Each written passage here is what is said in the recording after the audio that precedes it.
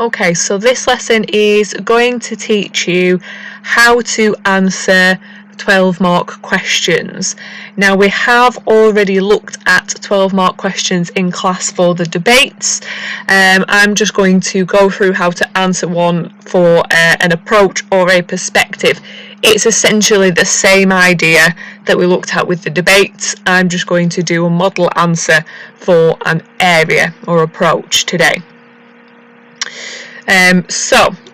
Just to recap these 12 markers a little bit, here is an example of a 12 marker. So, for example, it could ask for you to discuss the extent to which research in the social area can be considered ethical, and get you to use evidence from core studies to support your answer. So the first thing that you need to do in all of these 12 markers is just break apart the question. So firstly here it says discuss. We learned this in a lesson related to command words right near the beginning of the year. But essentially, whenever you are asked to discuss, it means that you need to weigh the points for and against alongside one another, and that could include the strengths and the weaknesses in order to ultimately come to some kind of conclusion. And because the question is phrased to discuss, that means that you must assess the impact or reference the impact of each point that you're making. So essentially, if you're saying that a strength of the social area is this, well, what does that mean? What is the impact of that, for example? Okay, so that's what it means by discuss. So that's the first thing. The second thing from this question is it says the extent to which. So this means, in this question, it's not just wanting you to say that the social area is ethical or the social area is not ethical. It's wanting you to say how much you believe that the social area is ethical. So you could say it's not ethical at all, it's only a little bit ethical, it's somewhat ethical, or it's very ethical. So at some point in this answer, you need to make it explicitly clear that you've addressed this bit, the extent to which, so that you've come to some overarching idea either in each individual point or as a summative conclusion at the end to address how ethical you think this is on a scale of not ethical at all to extremely ethical, essentially. Here it talks about research, okay? Research, and specifically research in the social area. So that means that if you're in year one, you are expected to be talking about Milgram study and Bocciaro study. And what you're doing is looking at the colour I've not used, green, ethics. Okay, so to break this question apart, you are looking at Milgram and Bocciaro. You're looking at the ethics in Milgram and Bocciaro. You're weighing up the strengths and the weaknesses of those ethics in order to decide how ethical on the whole the social area is, and because it says discuss, you are having to address the impact of those studies either being ethical or unethical. Okay, and the final thing here, use evidence from core studies to support your answer. That means that you must be using points from Milgram or from Bocciaro as context or evidence.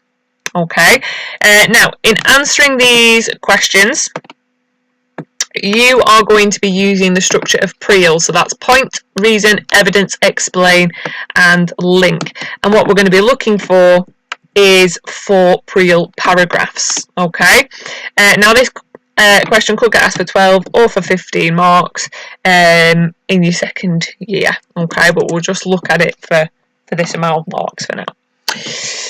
So, your points need to not repeat each other.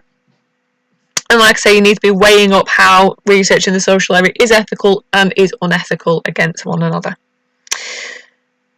So, in my first point, I am going to suggest that research in the social area is not ethical. Okay, so what I've done here, I'm going to write it in this structure, but you can write it out as paragraphs if you like. So what I've done there is I've made my point. So my point is that research in the social area cannot be considered ethical.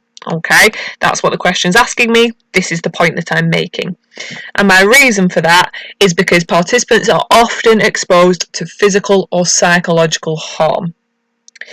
Now I need to give some evidence from a social study. So here is the evidence that I've picked to go along with that. So the evidence here is from Milgram study, and it illustrates an instance where participants were exposed to psychological harm. For example, in Milgram's research, participants were exposed to extreme stress when asked to administer electric shocks to a learner, and so showed behaviours such as sweating, trembling, or seizures. So that evidence accurately displays that I can evidence where psychological harm is caused in a social study.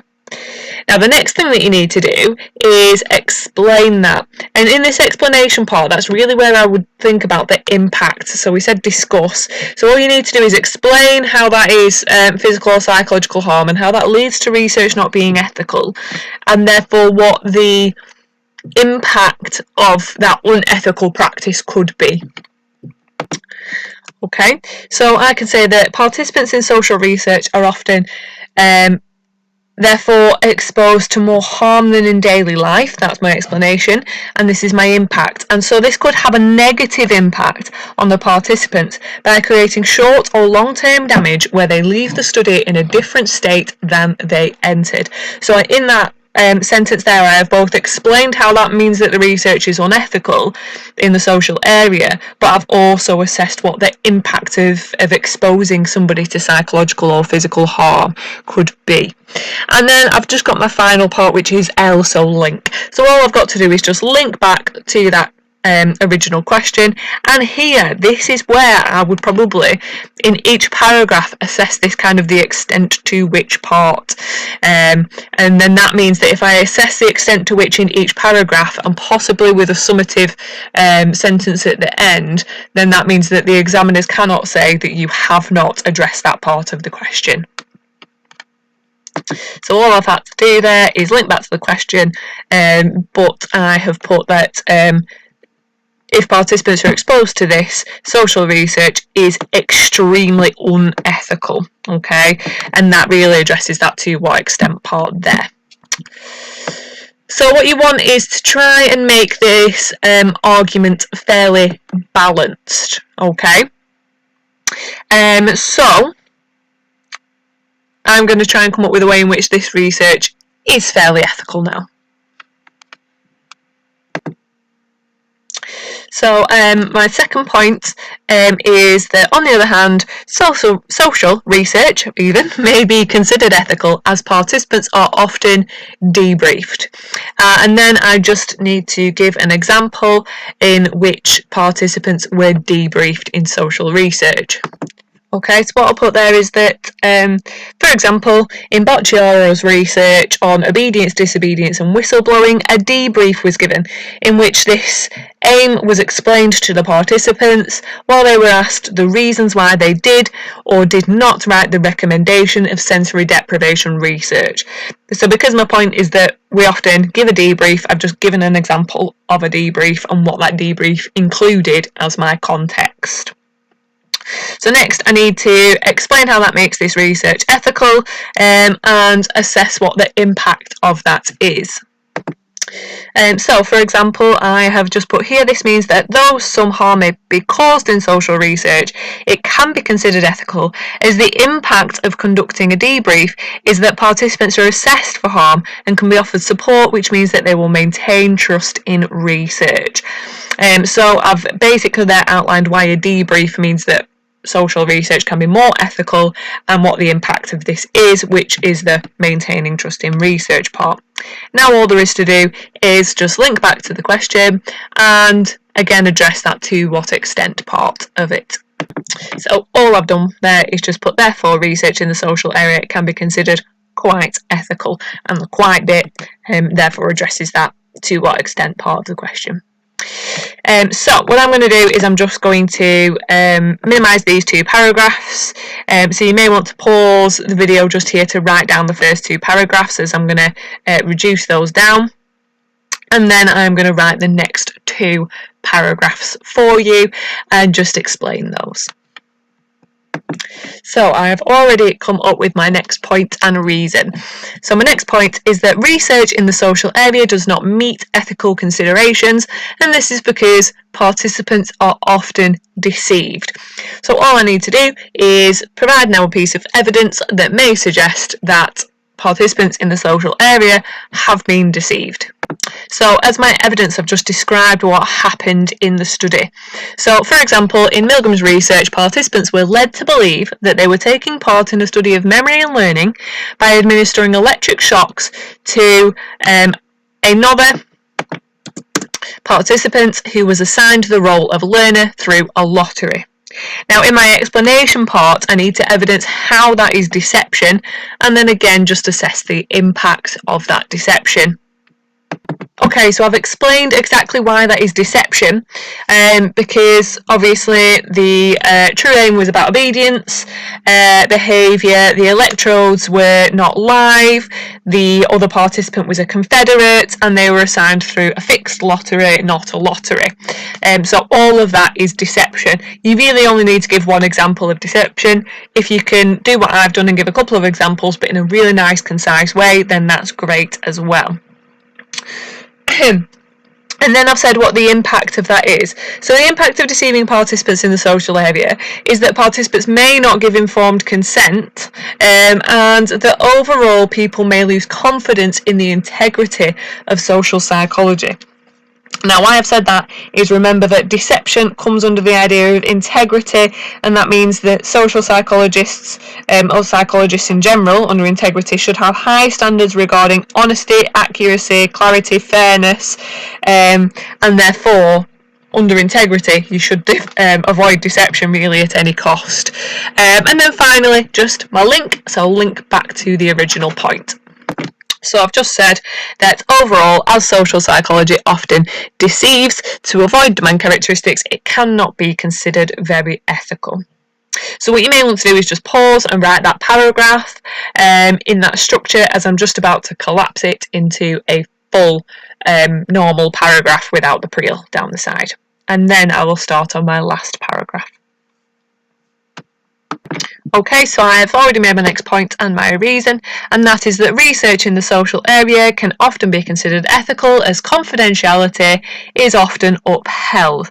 So now I'm just going to give an example of how research is confidential. So I've just given an example. So for example, the names and the personal details of the 149 Dutch undergraduates in Bocciaro's research are not able to be associated with the responses of obey, disobey, or blow the whistle in the study. Now all I've got to do in my explain is explain how that means confidentiality is upheld, and at the same time assess the impact of that research being confidential. Okay, so I've just explained that this means that participants are not identifiable by their data outside of the research setting. So that explains how this is then confidential.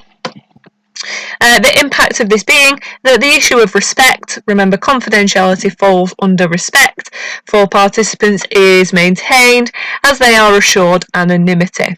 And then all I've got to do is just fill in my link part, so link back to the original question and ensure that I answer that to what extent part. Therefore, under this guideline, social research is quite ethical, and again, the quite addresses the to what extent part.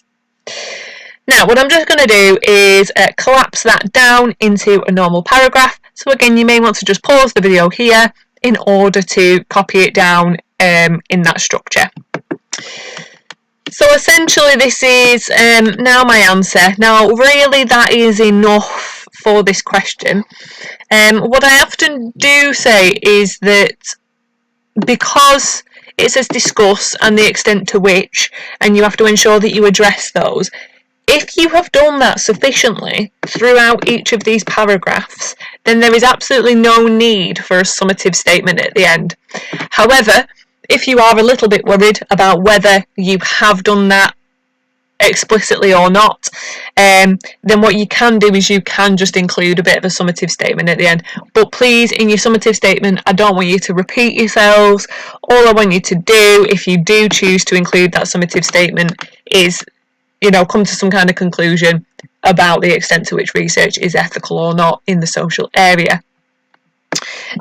There's no point in repeating yourself and saying it is ethical for this reason or it's unethical for this reason, etc., because you're not going to get any extra points, extra marks for things you've already said. That is called double crediting, and you can't be double credited. Okay, so I'm just going to write a little summative statement at the end, but like I say, it's not necessarily needed in this answer because we have done it sufficiently throughout. So all I've said to finish that off there is that overall, research in the social area can be considered slightly ethical. So again, that is my to what extent part just there, slightly ethical. As well, some guidelines are followed, others are often broken to study the extremes of natural human behaviour, and this may ultimately have a detrimental effect upon the credibility of social research. So that conclusion there just shows that I have actually weighed the fours, so why social psychology is ethical against the against why it is not ethical, and I've come to some kind of overarching conclusion that actually it's only a little bit ethical because we do cause a lot of damage to social psychology by breaking all of these considerations, but that this does allow us to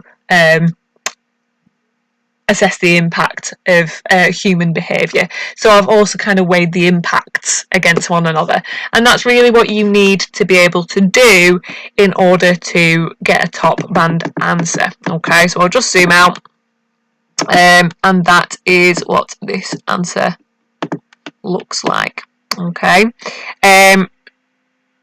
so copy that down into your notes if you like.